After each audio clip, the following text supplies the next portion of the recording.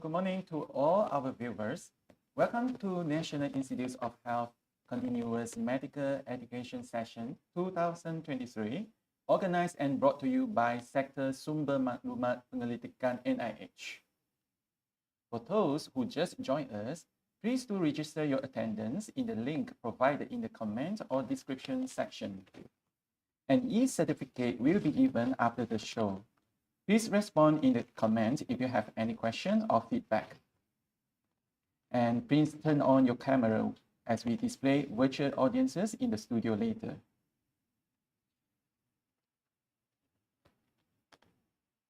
Dear audience, the NIH CME is a series of online medical education sessions which provide platform for NIH researchers to share their expertise or to share their biomedical research to other researchers or the public. Today's CME session is one of 7 CME programs that will be conducted in this year. Before we proceed to our talk today, let's watch a short clip of corporate video to introduce IMR. The Pathological Institute of Kuala Lumpur was established in 1900 by the Resident General of British Malaya, Sir Frank Swettenham. Its aim was to promote the health status of the local population and to explore the great and unknown field of tropical medicine. The institute was renamed as the Institute for Medical Research, or IMR, a year later. Initially, the focus of its research was on beriberi and malaria. Subsequently, its scope expanded into the causes, treatment and prevention of a variety of other tropical diseases such as cholera, smallpox, leprosy, tuberculosis, typhoid, filariasis, dengue, melioidosis, scrub typhus, and nutrient deficiencies. With independence, the IMR became the research arm for the Ministry of Health Malaysia, where research conducted has been aligned with the country's health research priority needs. In more recent times, research at the IMR has progressed to gathering in-depth knowledge of allergy and autoimmune diseases, primary immunodeficiency diseases, and through the development of allergy test kits. Cancer research at the IMR has vigorously looked at diagnostics, prevention and early detection, as well as identification of novel biomarkers and targeted therapy for precision medicine. For this, the Institute has been equipped with a specific pathogen-free or SPF animal facility and biobank. The IMR has developed its expertise in nutritional biochemistry, where there is active involvement in preclinical studies on metabolic syndrome, diabetes, cardiovascular health, and endocrine-related diseases. The Institute's iodine test kit is used nationwide for monitoring under the Iodine Deficiency Program. The dawn of the next millennium saw many issues that were related to contaminants and pollutants in the environment and in the workplace and its impact on human health. Thus, in a forward-thinking manner, IMR conducted vulnerability assessment on impacts of climate change on health and health delivery. Malaysia is in a region that is full of biodiversity. The Institute has a unique interactive e-database called GlobinMed, which strives to become a referral source on traditional and complementary medicine, or TNCM. The Institute steadily has been moving towards drug discovery programs. The Center conducts preclinical safety evaluation of herbal extracts under Certified Good Laboratory Practice or GLP conditions, assessing efficacy of herbal products using in vivo as well as in vitro systems, phytochemical analysis, and structure elucidation. The IMR has continued to provide in-depth research related to infectious diseases, especially during outbreaks, and it is the reference center for Zika, dengue, influenza, leptospirosis, and melioidosis. IMR is the leading center conducting Wolbachia research in Malaysia. The Institute has equipped itself with a BSL-3 laboratory as a preparedness plan for any possible future outbreaks. Epidemiological research activities have helped to establish the distribution of diseases, its factors, and how it helps in controlling diseases. The IMR provides specialized diagnostic tests nationwide related to organ and blood stem cells transplants, diagnosis of inherited metabolic diseases, inborn errors of metabolism or IEM, genetic diseases, and multiple myeloma. In the international arena, The IMR serves as World Health Organization or WHO Regional and Collaborating Center for Infectious and Tropical Diseases. Under various programs, the IMR has produced a few patented products ranging from insecticides, fungi, dengue, chikungunya, saliva and forensic test kits, mosquito detector and trap, paint, anti-cancer toxin, and many more, from which some of the patented products have been commercialized. The 116 completed years of the Institute's illustrious service continues with new challenges and higher pursuits as the IMR transforms its biomedical facility to support research both nationally as well as internationally. IMR to be a world-renowned institution for biomedical research.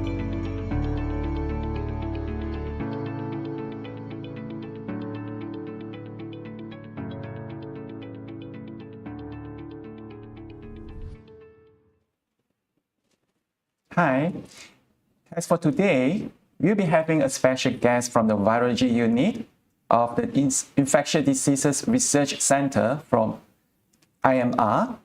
So our speaker is Dr. Jayanti Supia, who will be presenting a talk by the title Deciphering the Host Transcriptome Profile in Dengue, a Path to Biomarker Discovery. Let me give a short introduction to our speaker. Dr. Jayanti Supia works as a research officer in the Virology Unit, Institute for Medical Research of National Institutes of Health, Ministry of Health Malaysia, and has 40 years of professional experience. She obtained her PhD in medical microbiology from University Putra Malaysia. Her main research interest is in the application of molecular biology techniques and bioinformatics data analysis to identify medically important viruses and biomarkers. Dr. Jayanti has published more than 30 papers in international journals. She has also won several research awards, including NIH Research Award 2021, Best Publication Award category in December of 2021, Dr. Ulian Research Award, Young Investigator Award Merit category at the 13th National Conference for Clinical Research of NIH in 2020, and Anugerah Penerbitan Makalah Journal University Putra Malaysia in 2019. Dr. Jayanti has notable experience in studying viral outbreaks using molecular approach. This includes her involvement in the influenza A H1N1 pandemic in 2009, influenza A H7N9 in 2014, MERS coronavirus in 2014, and COVID-19 in 2020. From 2020 to 2021, she was actively involved in genomic surveillance of COVID-19, with IMR being among the first few operational centers for whole genome sequencing of SARS-CoV-2. Currently, Dr. Jayanti is involved in studies of dengue infection, focusing on both viral and host factors. Hi, Dr. Jayanti. Welcome to NIH CME session. Hi, Dr. Tan. Thank you for the introduction. And hi, everyone. So, without further ado, I would like to invite Dr. Jayanti to deliver her talk. Right, so the topic, the title of my presentation today is Deciphering the Host Transcriptome Profile in Dengue, a Path to Biomarker Discovery. So the content of my presentation today will bring you through an overview on transcriptomic and disease prediction, and then zooming into transcriptomics in dengue. Basically, I will explain about some research findings from my project and a brief discussion on the way forward in dengue biomarker discovery. Right, so transcriptomic and disease prediction. So when we talk about human subject, there are three major aspects that we all know. First, the genome, the human genome, which is actually referring to the composition of DNA, and then the transcriptome referring to the RNA, and proteome referring to protein.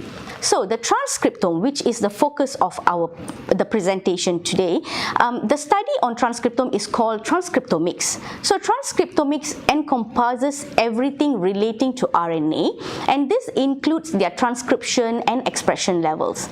So we have some modern transcriptomic methods that we use to profile the transcriptomic, which is the high throughput sequencing, and to analyze the expression of multiple transcripts in different physiological or pathological conditions. And talking about how we can utilize transcriptome profiling. So when we say transcriptome profiling, basically we are characterizing the transcriptome in various conditions. So one of the utilization of transcriptomic profiling is in identification of biomarkers in infectious diseases. And here I've picked a few studies, recent studies perhaps, that actually use this method to identify biomarkers. So one of the utility of transcriptome profiling is apparent during the COVID-19 pandemic, whereby researchers have used transcriptomic profiling to identify biomarkers at various stages of the disease, like mild, comparing the transcriptome between mild, moderate, and severe clinical outcomes. And they notice that each stage of the disease have a different transcriptome profile. And then a very interesting study perhaps on HIV. So basically transcriptome profiling helps to understand a more complex pathogenesis or pathogen like HIV. So here in this study, researchers have identified altered biological processes and identified some novel markers in HIV-infected patients who have received ART as compared to those HIV patients termed as long-term non-progressors. So basically the LTNP, these are patients who are positive for HIV but they exhibit no symptoms and they have normal functions for a long-term basis. So here they have identified a novel biomarker called TGF-beta, which is actually an anti-inflammatory and anti-cytokine. So that explains why the LTNPs as such. So, and another utility in infectious disease is comparing the profile of various pathogens. For instance, researchers have conducted study to compare the transcriptome profile of SARS-CoV-2 and influenza virus, and they found that these are virus-specific host responses and they have some genes specific or signature to those pathogens. Right, so transcriptome profiling is not only limited in infectious disease, but it is also expanded in non-communicable diseases. So here I've listed again a few studies. So a vast majority of studies actually have identified, I've actually characterized transcriptome in non-communicable disease as compared to infectious disease. So among those are cardiovascular diseases, diabetes, kidney disease, and cancer. Okay, so and finally, we cannot deny the importance of transcriptomic profiling in vaccinated population. So researchers are very keen to study what are the changes in gene expression in those vaccinated population as compared to non-vaccinated population. So among the two studies that are shown here, so one study include gene expression profiling in infant to characterize the response to group B meningococcal vaccine, and another interesting study is on dengue vaccine. So some that some dengue vaccines are in the clinical trial phase already. So here researchers from US have tried to profile the transcriptome of individuals who are given the trial TBD vaccine, and then they noticed that actually the response mirrored to natural infection based on the transcriptomic profiling.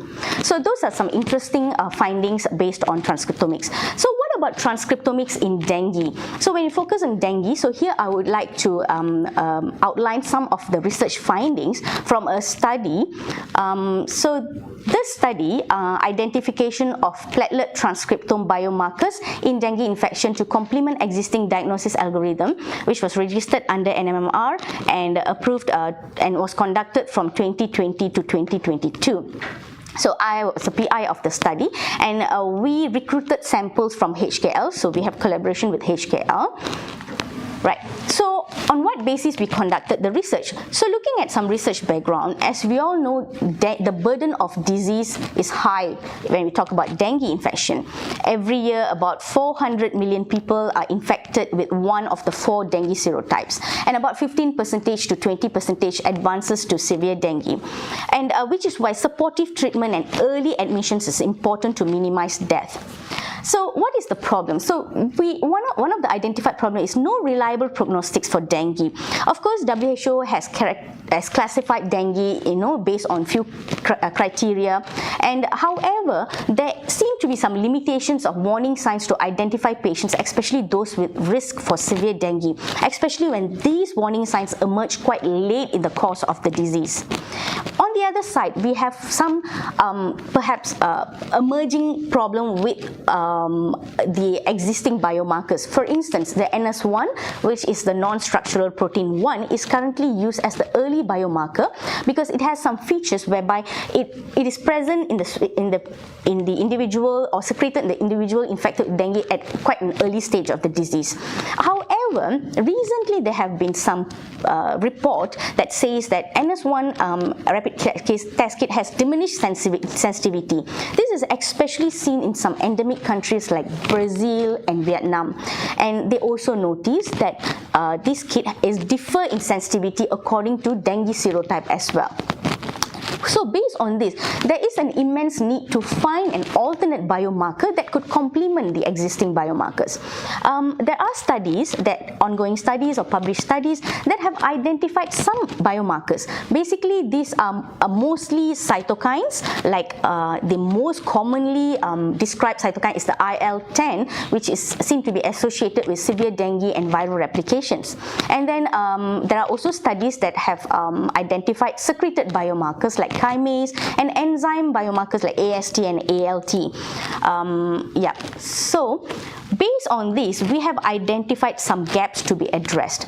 So the first one is paucity of commercialized biomarkers or translation into clinical practice. Yes, researchers are identifying a lot of biomarkers now and then, but how many of them are actually translated into clinical practice? That remains a question. Then, of course, as I mentioned, there is a need to use alternate biomarkers at least to complement the existing NS1 marker. And finally, we feel that by using host biomarkers, it could be more helpful as the existence of these biomarkers in host is longer than the viral factors. So based on that, we proposed a study and conducted the study. The general objective of the study was to characterize the host transcriptome in dengue-infected patients. And the specific objectives include to perform RNA sequencing to profile the transcriptome of dengue-infected patients in comparison with healthy controls, and then to describe the gene expression in dengue-infected patients in relation to platelet activation pathway. So the original objective was to only focus on the platelet activation pathway, because as you know, platelet depletion is one of the hallmark of dengue infection. And finally, to elucidate the pathways associated with the gene expression profile. So for this, we recruited patients from Hospital Kuala Lumpur. So we have 2 categories, healthy control and dengue infected patients. So healthy controls are basically those individuals who are healthy and they have absence of fever and they have been confirmed negative by dengue NS1 combo rapid test kit before we recruit them. And then for dengue infected patients, we confirm them by clinical presentation as given by the clinician, and they should be dengue NS1 positive as well as IgM or IgG positive by rapid test kit. So then the dengue patients are further divided into 2 categories, dengue with warning signs and severe dengue group. So we obtain about 5 ml of blood in sodium citrate tube and 2 ml in gel separated tube. The sample in the blood collected in sodium citrate tube was for the purpose of obtaining the total RNA as well as to perform sequencing, and then the one that we collected in the gel separated tube is merely for dengue isolation and serotyping.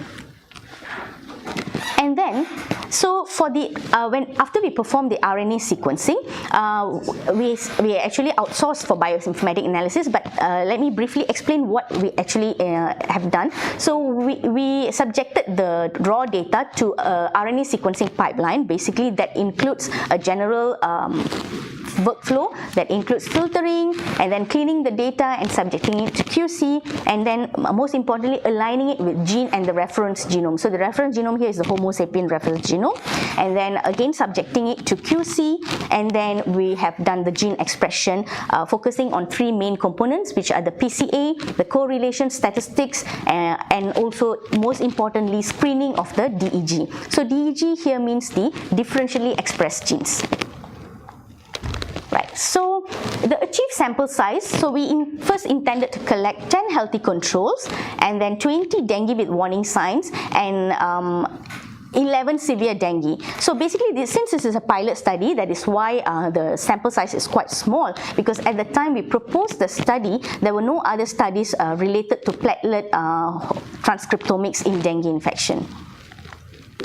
So the description of successfully sequenced cases. So all 10 healthy controls were successfully sequenced, and of that, among the dengue with warning signs, only 13 were sequenced, and among the severe dengue, only 3 were successfully sequenced. So the low success rate for severe dengue especially is attributed by the fact that the total RNA extracted, the concentration of the RNA extracted in severe dengue was so much lower compared to other cases. So basically the characteristic here is nothing new. It actually depicts the typical characteristics of dengue infected patients. Right, so how do we describe the findings of the study? That can be described in looking at 3 major aspects. Number 1, okay, differentially expressed genes. As I mentioned, this is called the DEGs. So what are we looking here? We are actually comparing these 2 groups, dengue with warning signs and severe dengue, in comparison with healthy controls. And what we got at the end of the analysis was the list of upregulated and downregulated genes. And how we determine whether they are upregulated, downregulated, by looking at the fold change, which is the log2. And then we also performed the Go enrichment and KEHADIRAN pathway analysis. So Go enrichment, which is the gene ontology enrichment, will actually let us know the function or annotate the function of the genes that we have identified, whereas the KEHADIRAN, Kyoto Encyclopedia Genes and Genome Pathway Analysis, will actually elucidate the pathways that are associated with the genes identified. So basically here we are identifying the DEG's functions, and then based on the Q values. Q value is actually the corrected P value. So basically it will tell you the significance of the genes identified, and then of course the description of the pathways involved.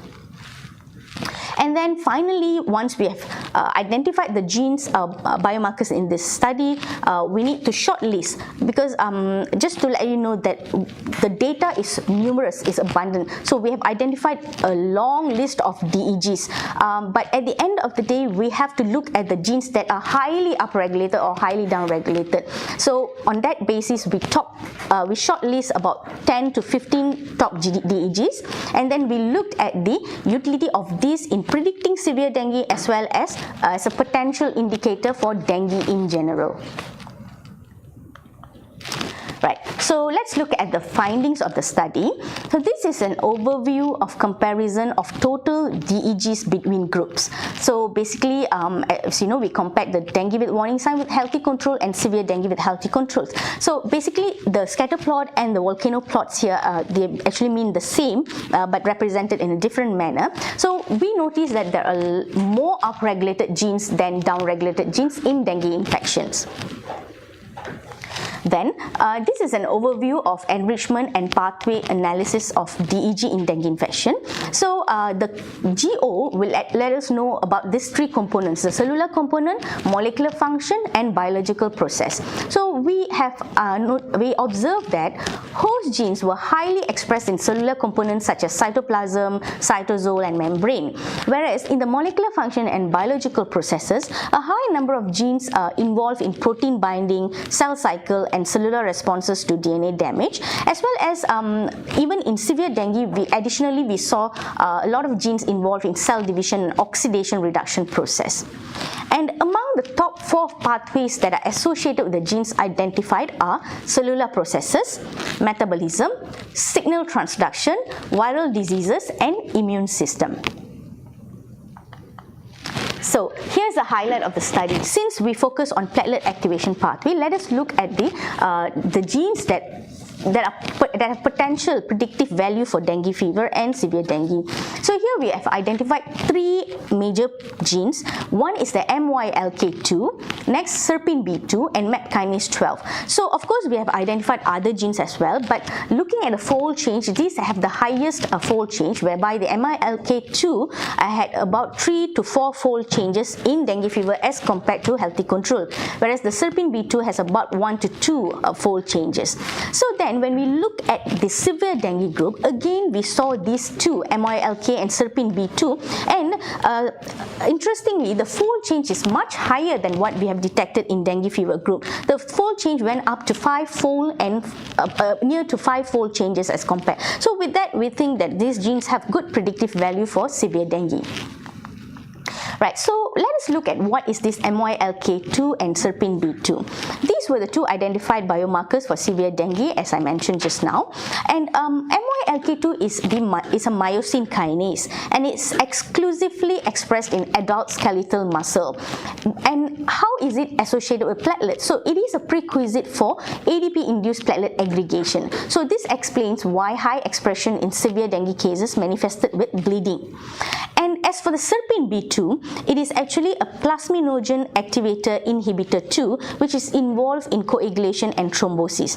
So plasminogen is basically a factor that is needed to degrade fibrin clot. So in normal individuals, when we have induced injury, the fibrin clot will form, but at some point of time the clot has to be removed. The plasminogen will come to act to remove the fibrin clot. However, in abnormal condition, the appearance of plasminogen will cause prolonged bleeding because it will tend to remove the fibrin clot, and bleeding is quite severe when it involves severe dengue. So which is why we think that elevation of serpin B2 found in our study could be actually a protective mechanism in severe dengue. So with that 2 identified as a potential biomarker in the platelet activation pathway, we also have a wide range of biomarkers identified in study that could be described in many ways. So one of which I think is quite important is to describe it in relation to host immune response.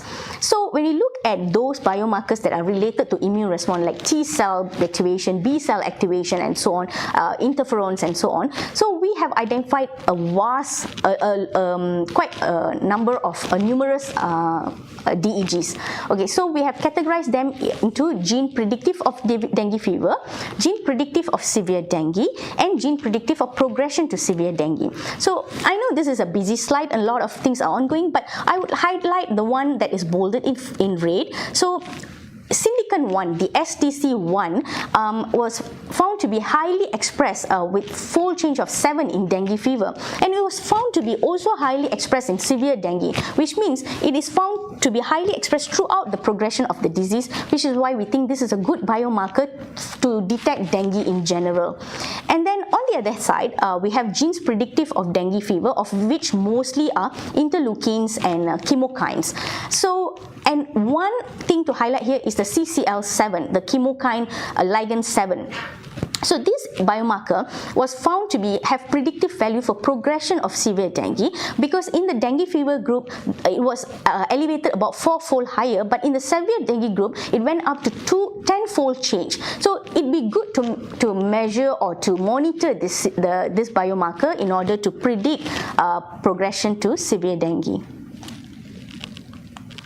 Right, so among the DEGs associated with immune response, both dengue patients with warning signs and severe dengue were shown to have highest and similar magnitude of expression of Syndican-1, indicating the potential utility of this biomarker for detection of dengue, regardless of the disease phase. So what is this Syndican-1? It is a transmembrane proteoglycan and highly expressed in epithelial cells and endothelial cells, and it encodes for heparan sulfate. Now, heparan sulfate is actually one of the binding receptor for dengue. So in endothelial cells, dengue NS1, so how we could actually explain the elevation of SDC1 in dengue is that we postulate that in endothelial cells, the dengue NS1 induces some enzymatic cleavage of the heparin sulfate chain, resulting in degradation of the heparin sulfate attached to SDC.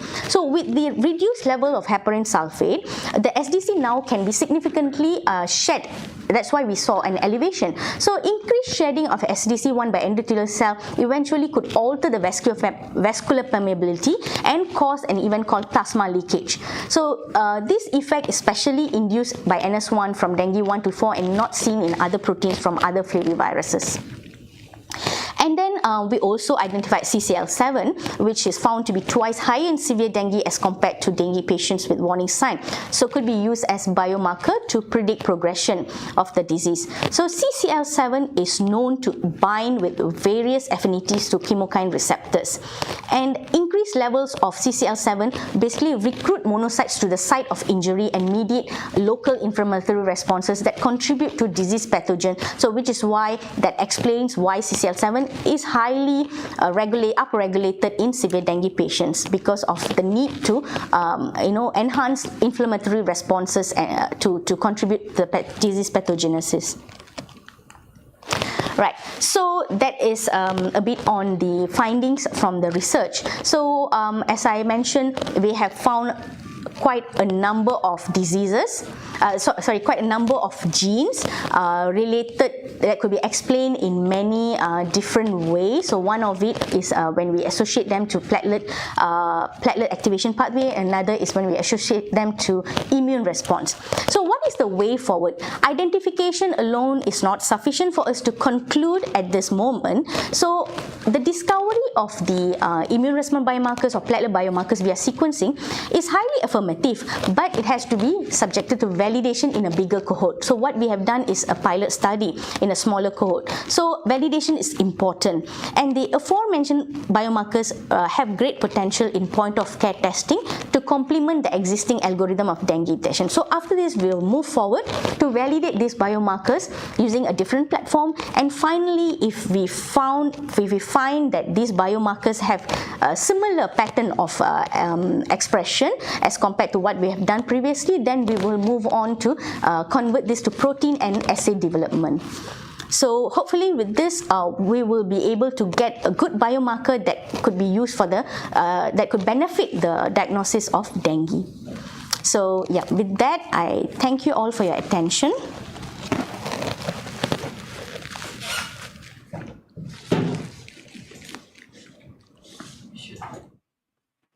Thank you, Dr. Jayanti, for your excellent presentation. I find it is a very interesting study with many important findings. For example, there are a few interesting biomarkers in the study that may have a major significance in clinical practice.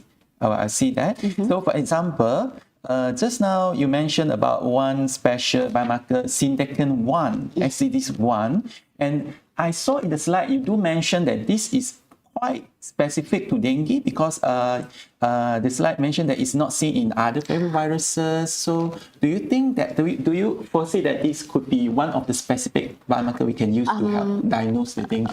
Okay, so basically, the Syndecan-1 is not specific for dengue. Syndecan-1 is also identified in other diseases at different level or intensity. However, when we connect it to dengue, the utility of Syndecan-1 and also the association of Syndecan-1 to plasma leakage, which is actually a hallmark of dengue, is not seen in other flaviviruses. So that's what I meant. So basically, Syndecan-1 is not, I can't say it's novel biomarker, but we can't deny the utility or potential use in dengue. That is why we need to move further to validate this because it is like secreted. So it's a secreted biomarker. Therefore, it is easy for us to actually monitor that in a serum, perhaps. Yeah. So by using various methods. I see. So yeah.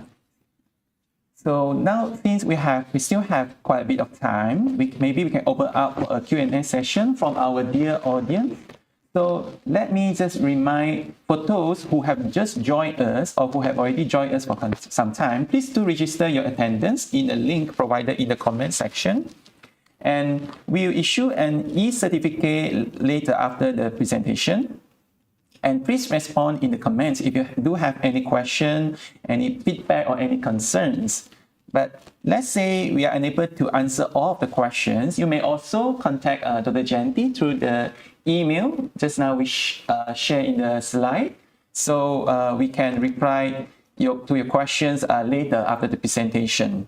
So let's check whether there are some questions from the floor.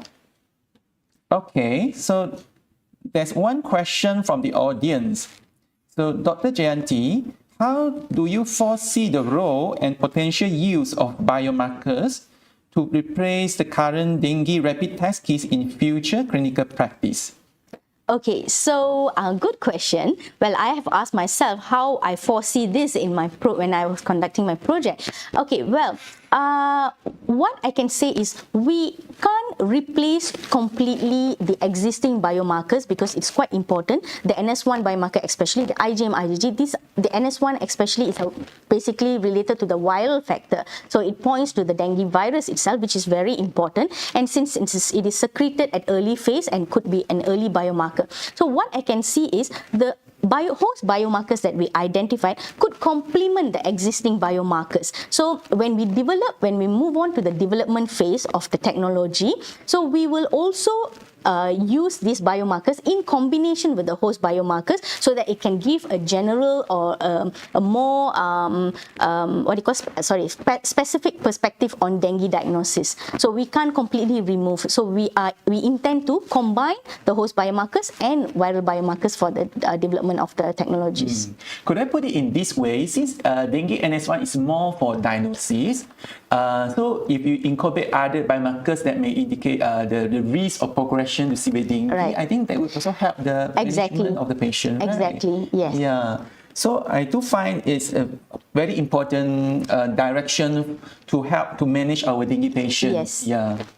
Especially, in dengue fever, sometimes we might not be able to predict. For example, like some patients, they progress to severe dengue at a much earlier phase that we might miss. Exactly. We might, for example, they might need to get admitted earlier, but instead of that, we just tell the patient to go home, and then they also they end up being more severe. Yes, yeah. I think I have encountered a few cases previously in my clinical practice. I mean, because by right, dengue fever, people shouldn't die from dengue fever. Actually, it's a treatable disease, but the window, the goal window is quite narrow. I mean, they need to give the adequate IV hydration to the patient within maybe just 1 or 2 days of the critical phase. If after the critical phase, no matter what we did, it's too late already. Yes. Yeah. So it's quite it's quite a pity to see this happening. Yeah. Okay. So for the audience, if you do have any other questions or feedback, please do respond in the comment section.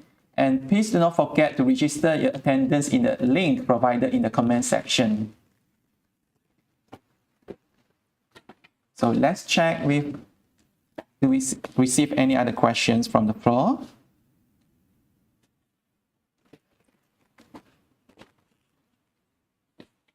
Okay. Dr. Jayanti, just how you mentioned about the future direction for transcriptomic study. So you do mention about validation of the biomarkers or that. Can you elaborate more or just tell us what actually are you thinking to validate the assay? What would you need, or do you need like more samples? I think definitely we need a larger sample size, but do you also need the sample from different demographic groups, or that could you elaborate more? Good question, Dr. Tan. So basically, as I mentioned just now, the initial stage of phase of the study involved a small group of patients, which is just involving dengue with warning sign and severe dengue as compared to healthy control. So in the next step, we need to recruit a larger number of patients. So here we intend to look at different phases of the disease, like the worsened stage, the critical stage, the febrile stage. So that will give us more idea on the specific or gene signatures that are specific for these stages of group, these stages of disease. So and apart from that, we also intend to look at again, we need to validate them with healthy controls, and but yeah, looking at the way forward, more patient samples are needed. Well, with regards to the validation method, even though sequencing is quite affirmative, but for publication purpose and also for better concrete result, we need another method, an automated method to actually to validate these biomarkers. So at the end of the day, one of the methods that are vastly used is we can use microarray, or you can use a method called quantigeneplex array.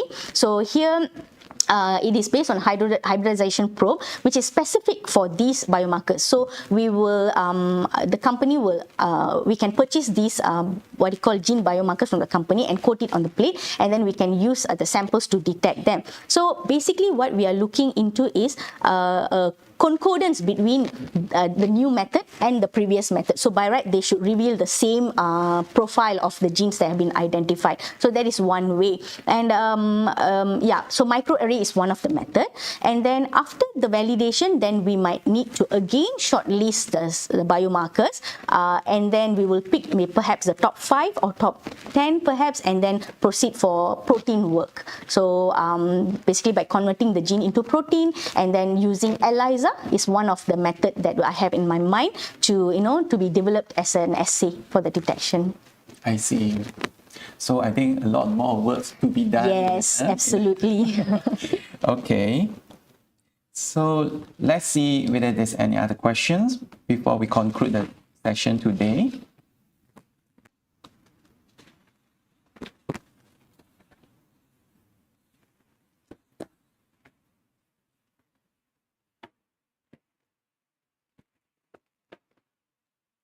Okay, just a reminder again to all audience that maybe just missed our earlier part. So for those who just joined us, please do not forget to register your attendance in the link provided in the comment section, because an e-certificate will be given after the presentation.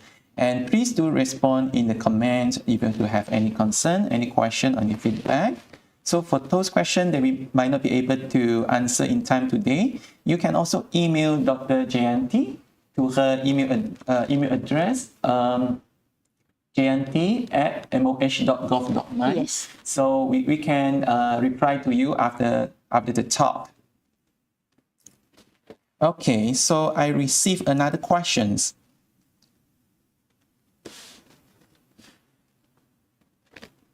Okay, here's another question. As dengue infection possibly involve various pathways. So Dr. J, what do you think about the association between oxidative stress response and dengue infection?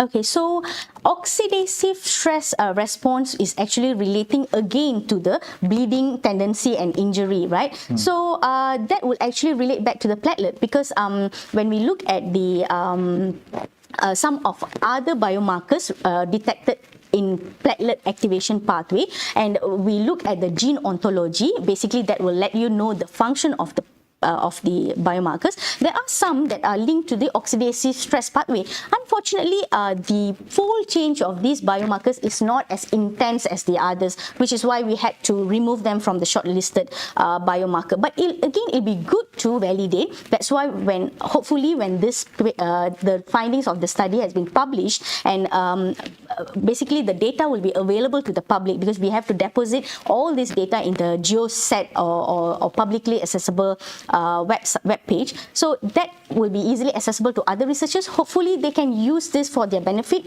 to validate more of the genes that we are unable to validate. So at this point of time, we are looking at those genes that are highly upregulated and with high fold changes, and then we are choosing those genes to be validated further. Yeah. Okay. So I hope we answer your question for this audience. But let's say you do have any more queries or more doubts, you can still respond in the comment section.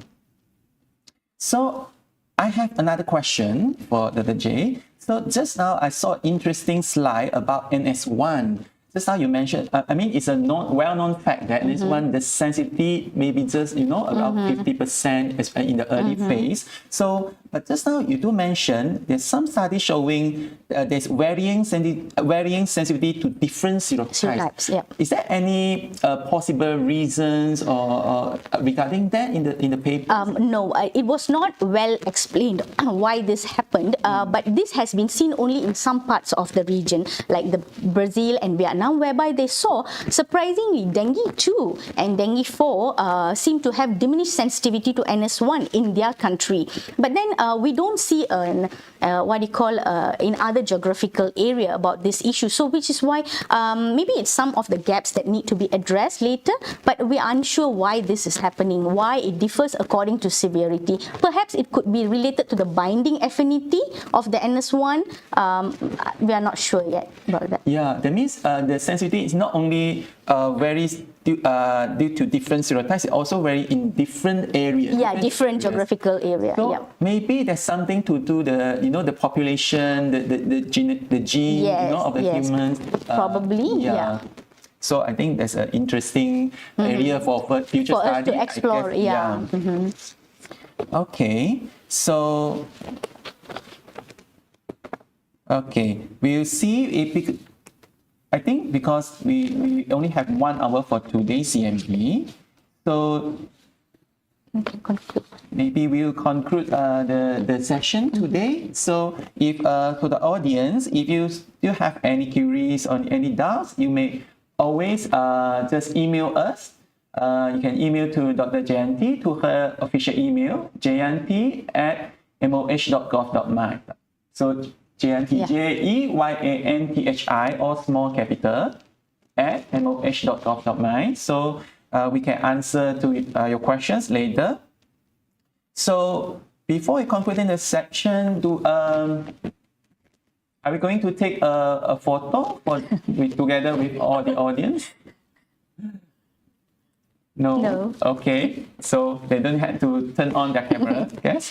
Okay. So before that, I think there's another video coming up before we concluding the section. So thank you again to audience for your time. So it's our pleasure to come to present to our findings.